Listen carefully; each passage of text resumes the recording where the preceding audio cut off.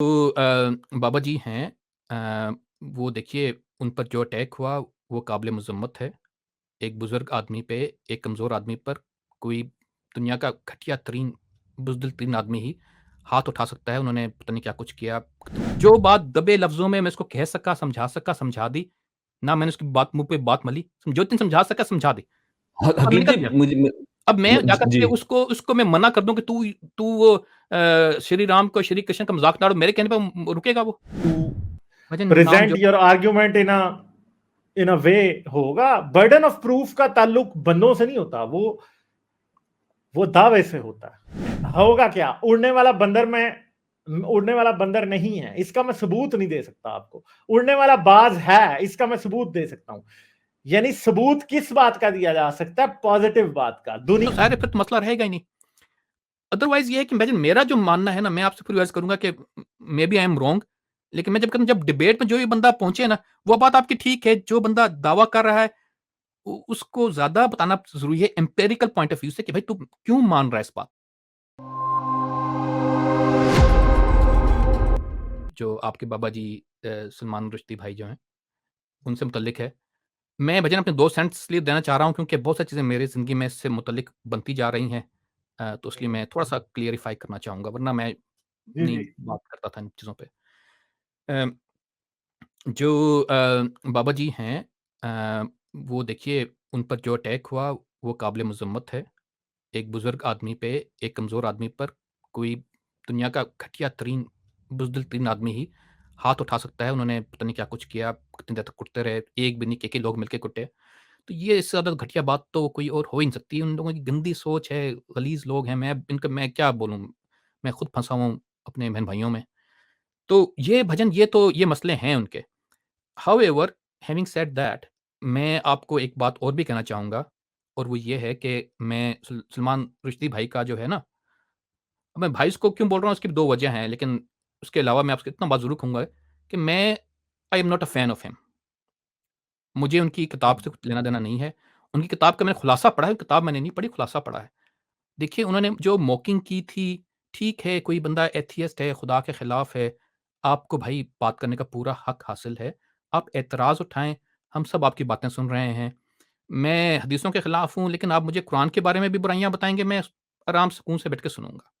As long as कि आप मेरे मुँह पर ना मलना शुरू हो जाएँ। अब होता ये है कि जो उन्होंने किताब लिखी थी, उस पर मुसलमानों के जज़्बात भड़के, उन्होंने नबी पाक के ऊपर बहुत सारी बातें कहीं। भई आप वो बात सारी हदीसों में लिखी हुई हैं, आप वैसे कर देते तो हज़ार लोग और उनको कुछ बात समझ में आ जाती। कई लोग ऐसे हैं एथियस्ट हैं जो कि इन चीज़ों पे एतराज़ उठाते हैं, हम तो कभी इनको माइंड नहीं करते। मेरा भजन उनसे सिर्फ़ इस चीज़ का गिला है, बाकी कोई मसला नहीं है। बाकी ये कि अल्लाह पाक उनकी सेहत जल्दी बेहतर करे, और जो है हमारे मुसलमान भाइयों में इतना हौसला दे कि किसी मुख्तलिफ राय की बात को सुनना पसंद करें, वो तो बात सुनते ही नहीं है। तो वो दैट्स अ डिफरेंट थिंग। मैं तो खुद काफ़िर बना बैठा हूँ, मैं अभी आपसे अब ज़्यादा बातें क्या करूँगा। बना बैठा हूँ इनके कहने पर, मैं तो ऐसा नहीं हूँ।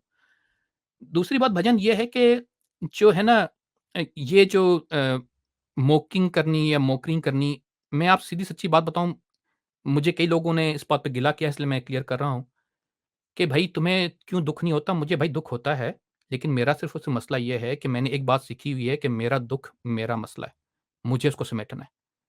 मुझे दुःख हो रहा है तो मैं किसी को कोई दुखती हुई बात कर दूँ, मैं तो किसी को दुखती हुई बात भी नहीं कहता, लेकिन मैं ये कर सकता हूँ। लेकिन मैं ये नहीं कर सकता कि उसके मुँह पे चपेड़ मार दूँ, या उसका गला दबा दूँ, या उस पे फतवा लगा दूँ, या उसका खून कर दूँ। ये मुझे सूट नहीं करता, और ये मुझे नहीं करना। ये गाली देना इस्लाम में फ़ुस्क कहलाता है, यानी कि बहुत बड़ा गुनाह है। कत्ल करना इस्लाम में हराम है, हराम, बिल्कुल 100% हराम है। तो ये है कि आप देखें कि आपने फ़स्क करना है या आपने हराम करना है। अब एक बंदा फ़स्क कर रहा है, आप उसको हराम करके कत्ल कर, तो आप तो उससे ज़्यादा बड़ा गुनाह कर रहे हैं। तो ये भजन, ये बातें जो हैं, ये भी मैं नहीं समझा सकता सबको। मैं आपको एक और बात कहूँगा कि मैं देखिए भजन, मुझे पता है कि हमारे एथियस्ट बहन भाई, मुल्हिद बहन भाई भी मज़ाक करते हैं, ठट्ठा लगाते हैं इस्लाम का। मैं इसलिए कुछ नहीं कहता कि एक तो मैं आपको पहली बात बता चुका हूँ कि मेरा ये काम नहीं है सबको बातें समझानी, किसी को बात समझानी। आप सब समझदार लोग हैं। दूसरी सबसे बड़ी बात कि मैं मुसलमानों को क्यों कहूँ, मुसलमान तो खुद ठट्ठा लगा रहे होते हैं। अभी आप वो देखें कि वो जो हमारे, फिर मैं वो ईमान यूनियन पे पहुँच जाऊँगा। ईमान यूनियन के भाई ने मुझ पे कहा कि भई तुम वहाँ पर गए, उन्होंने मज़ाक कर रहे थे, तुमने उनको जवाब क्यों नहीं दिया? उनको वो गाली दे रहे थे, तुमने गाली क्यों नहीं निकाली? मैं उनसे पूछूँगा कि भाईजान, आप मुझे ये बताएँ कि वहाँ पर आप ही के ग्रुप में एक हमारे वो आवाज़ हक वाले भाई हैं, वो सुबह-शाम हिंदू बहन-भाइयों के भगवानों का, देवियों का मज़ाक उड़ा रहे होते हैं, उनको बुरा-भला कह रहे होते हैं, ठट्टा लगा रहे होते हैं। मैंने आज तक जाके उसको मैं 2 दफ़ा गया था आमिर से बात करने के लिए। जो बात दबे लफ्ज़ों में मैं उसको कह सका, समझा दी। ना मैंने उसकी बात मुँह पे बात मली। जो चीज़ समझा सका समझा दी। अब मैंने हकीम कहा जी मुझे अब मैं जाकर जी के उसको उसको मैं मना कर दूँ कि तू वो श्री राम को, श्री कृष्ण का मज़ाक ना उड़ा, मेरे कहने पे रुकेगा वो? तो यही बात है भाईजान, अभी जो है वो ये बात अब दुनिया को समझ में नहीं आ रही, कोई किसी को नहीं समझा सकता, हर इंसान को बात करने का पूरा हक है। मैं अपने बहन-भाइयों को नहीं मना सकता, समझा नहीं सकता, मैं जाकर के हारिस भाई को कहाँ ल समझाऊँगा? ले भाईजान आपको क्या लेकिन हकीम जी मेरा एक क्वेश्चन है आपसे, मेरा एक क्वेश्चन है। पॉइंट ये है कि अगर आपकी एक एक फिलॉसफी है, कोई भी चीज़ है वो पब्लिक डोमेन में, आप उसका क्यों नहीं मज़ाक उड़ा सकते? और उसका मज़ाक उड़ाना ह्यूमर क्यों नहीं करना चाहिए? मेरे ख़्याल में करना चाहिए, क्योंकि अगर आप ह्यूमर रोक देंगे तो फिर आप फ्रीडम ऑफ स्पीच का पहला असूल है, वो आप ख़त्म जी। कर देंगे और बाद में it can go on, there is no ending to it. तो मेरे तो ख़्याल में किसी भी चीज़ को, किसी भी आइडिया को, किसी भी पर्सनैलिटी को भाईजान आप आप कर सकते हिस्टोरिकल हैं, फिगर को आपको आप हक उड़ा हासिल सकते है, हैं। मैं तो आई इसलिए डोंट नहीं लाइक किसी को इससे ये मना नहीं होना चाहिए करता। कि अगले का दुःख हो रहा है। ये तो आपने बनाया हुआ है। बेशक अगर होता है, तुम जी, इट्स भजन अ फेयर। आप शौक से कीजिए, मैं अपनी बता रहा हूँ कि नहीं, मैं इन लेकिन चीज़ों को अगर मानता हूँ कि मैं आप जो कह एथिक्स रहे मैं हैं, अपने हिसाब से लेकिन बता रहा हूँ कि मैं मैं ये नहीं नहीं कह रहा, किसी का लेकिन मज़ाक उड़ाता। आप जो कह रहे हैं, उससे फ़र्क क्या पड़ता है? मैं समझ सकता हूँ कि चलो सलमान रश्दी ने कर भी दिया है, किसी और ने भी कर दिया। तो जी, पॉइंट ये है कि वो पब्लिक डोमेन्स पे चीज़ें, तो आप क्यों नहीं कर सकते? भजन बहुत अच्छा मेरा पॉइंट तो ये उठाया आपने। क्वेश्चन है। जी? मैंने कहा बहुत अच्छा पॉइंट उठाया है, आपकी बात बजा है, एक चीज़ जो कि पब्लिकली क्रिटिसाइज़ हो सकती है, लोगों के मुँह पे मली जाती है, तो उस पर आप अगला क्यों उसके जवाब में मज़ाक क्यों नहीं उड़ा सकता, ताने क्यों नहीं दे सकता, गालियाँ क्यों नहीं निकाल सकता, आप सब सौ बिस्मिल्लाह सब कुछ करें। मैं आपको ये बता रहा हूँ कि मैं ये करना पसंद नहीं करता, एक चीज़। दूसरी बात ये है कि भजन देखिए, ये इस तरह के आर्गुमेंट्स मैंने बहुत दफ़ा सुने हुए हैं। लोग कहते हैं कि भैया हमने ये बात की थी अ, देखिए जो दुनिया के स्टैंडर्ड है ना भजन वो अभी अजीबो-गरीब हुए हुए हैं, वो सब मिक्स अप हुए हुए हैं। मैं किसी का मज़ाक नहीं उड़ाता, मैं आपको बता रहा हूँ सीधे से। अभी आप मुझे ये बताएँ कि अगर आप एक बंदा आए जाके क आपसे बात करे, आपसे कहेंगे कि भैया it's a very common misconception उससे रिलेटेड है 100% आपके मैं बात का जवाब नहीं दे पाऊँगा। मैंने आपको जितना दे सकता दे दिया। लेकिन एक छोटी-सी मैं आपको बताऊँगा उसके बाद भजन में गालिब भाई मैं आपका टाइम ज़्यादा नहीं लेना चाहता, मैं बस 2-4 मिनट में कट कट लूँगा। आप आपके और भी कॉलर बैठे हुए हैं। जो जो देखिए एक बहुत बड़ी मिसकंसेप्शन जो मैं आपको बताना चाह रहा हूँ, कि अमूमन हम लोग क्या करते हैं जब भी किसी से बात कर रहे होते हैं, हम कहते हैं कि नहीं यार अ, क्या कहते हैं उसे कि बर्डन ऑफ प्रूफ तेरे पे है। तू खुदा को मानता है, तू प्रूफ देगा। डिपेंड करता है उस सिचुएशन पे। कैसे? मैं अगर मुसलमान हूँ और मैं जाकर किसी अपने एथियस्ट भाई के पास जाता हूँ, उसको कहता हूँ कि तू इस्लाम कबूल कर ले। तो वो कहेगा कि भाई तू मुझे मनाने आया ना बर्डन ऑफ प्रूफ तेरे पे है और बात मेरे पे है, वाक़ई मुझे बर्डन ऑफ प्रूफ देना पड़ेगा। मैं एथियस्ट हूँ, किसी मुसलमान भाई को कहता हूँ कि अपना कलमा छोड़ दे, तो बर्डन ऑफ प्रूफ मुझ एथियस्ट पे है कि मैं जाके उसको बताऊँ कि मैं क्यों कह रहा हूँ। वो तो अपने कामों पे लगा पड़ा है। जब आप डिबेट में आते हैं, this is a completely different scenario. Debate में जो बंदा भी एंटर होता है, दोनों को बर्डन ऑफ प्रूफ है, क्योंकि दोनों आए हैं इस बात को मनाने के लिए कि इस्लाम है या कोई भी धर्म है, हिंदू है, ईसाई है, जो भी है, सच्चा है या नहीं है। तो जो आकर के डिबेट कर रहे हैं, डिबेट में दोनों को बताना पड़ता है, दोनों को नहीं, बात इसको करनी बर्डन ऑफ प्रूफ नहीं आप कहेंगे, इसे आप ये कह सकते हैं कि रिस्पॉन्सिबिलिटी टू क्या उसे कहते हैं, रिस्पॉन्सिबिलिटी टू प्रेजेंट समथिंग, या फिर रिस्पॉन्सिबिलिटी टू मुझे नाम प्रेजेंट जो योर आर्ग्यूमेंट इन अ वे होगा। बर्डन ऑफ प्रूफ का ताल्लुक बंदों से नहीं होता, वो दावे से होता है कि कोई क्या क्लेम कर रहा है। भजन और दावत जब कोई एथियस्ट ये बात करता है कि ये फलां मजहब झूठ है, तो वो ये नहीं कह रहा होता कि मैं सच्चा हूं और ये झूठा है। वो ये कह रहा होता है कि इस मजहब में फलां फलां क्लेम्स झूठे हैं।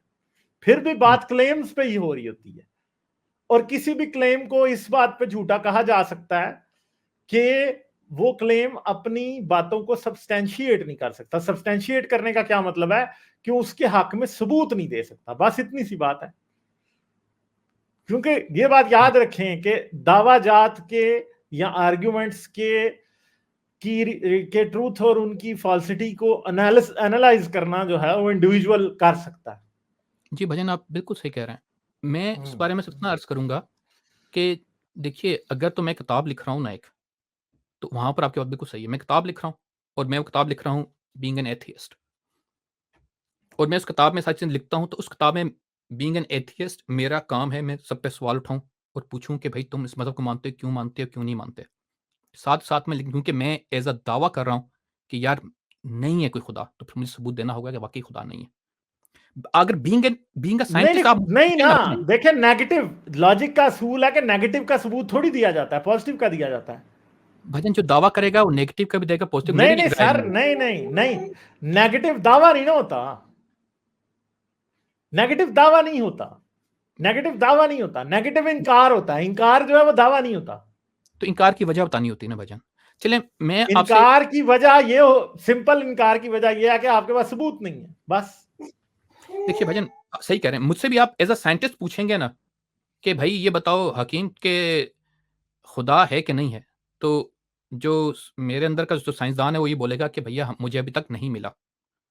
मैं ये नहीं कहूँगा कि है या नहीं है। आप मुझसे बीइंग अ मुसलमान पूछेंगे, मैं कहूँगा हाँ भाई मैं मानता हूँ। तो these are 2 different things.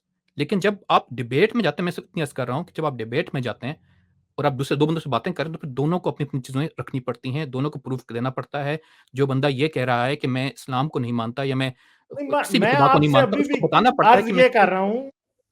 Ji, sorry, आपको फिर काट रहा हूं। मैं आपसे अर्ज बिल्कुल ये बात कर कर रहा रहे हूं हैं। कि बात वहीं पे है।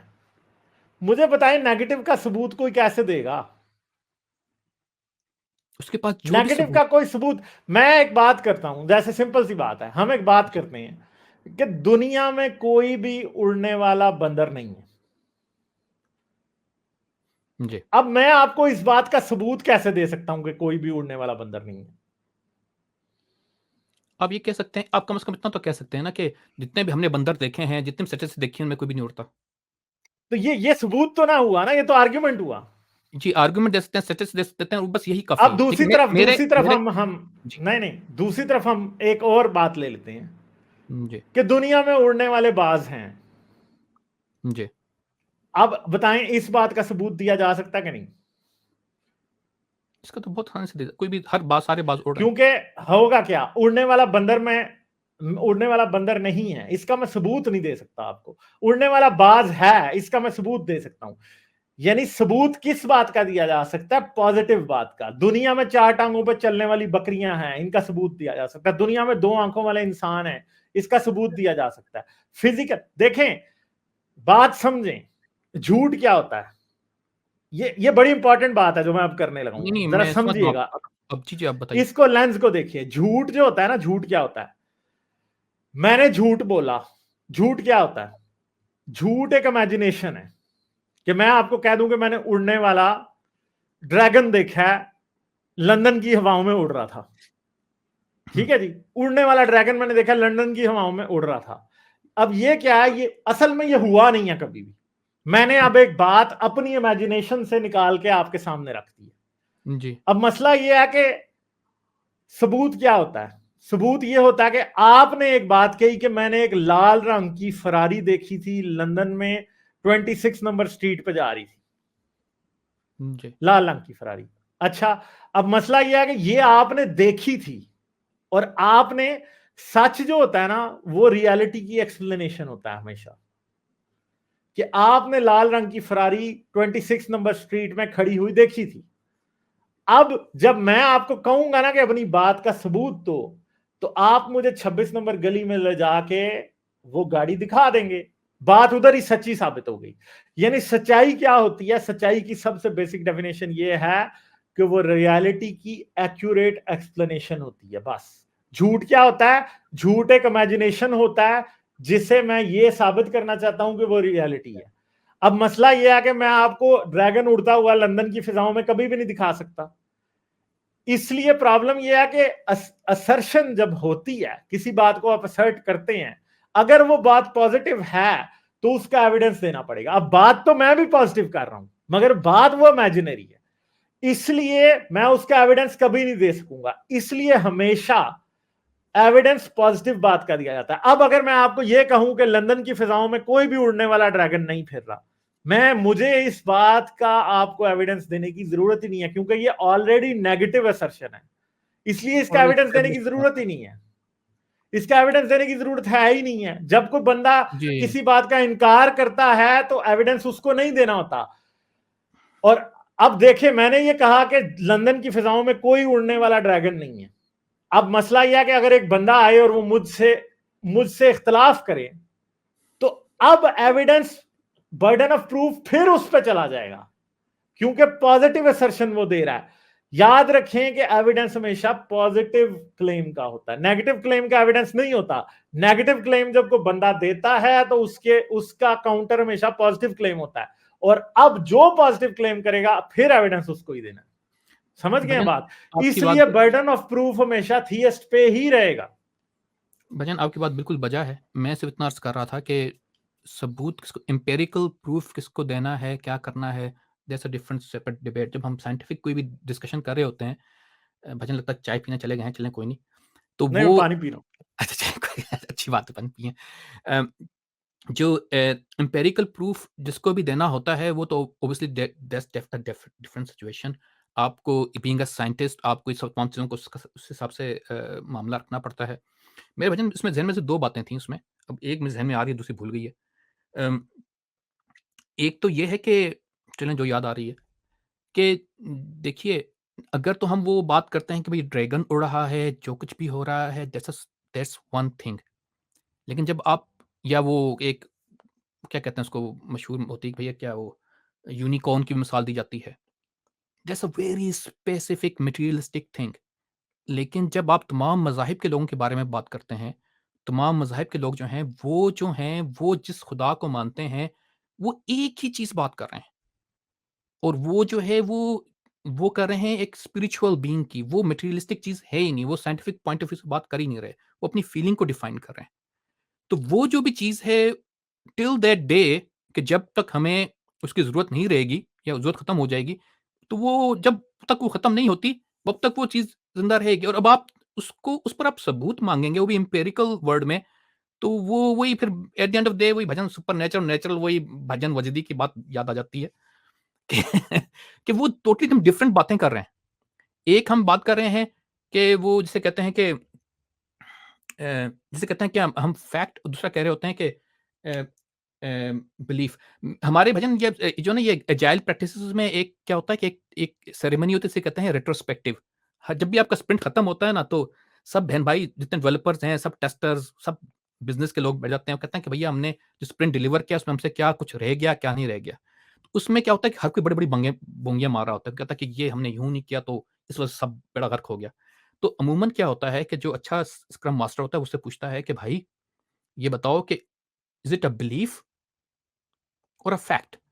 फिर वो सोचता है बैठ करके कि यार ये बिलीफ है, ये तो मुख्तलिफ चीज़ें हैं। वो फिर सोचता है, फिर समझ आती है कि नहीं यार, ये तो शायद मेरा ही अपना बिलीफ ही हो, वाक़ई फैक्ट में ऐसा मसला ना हो।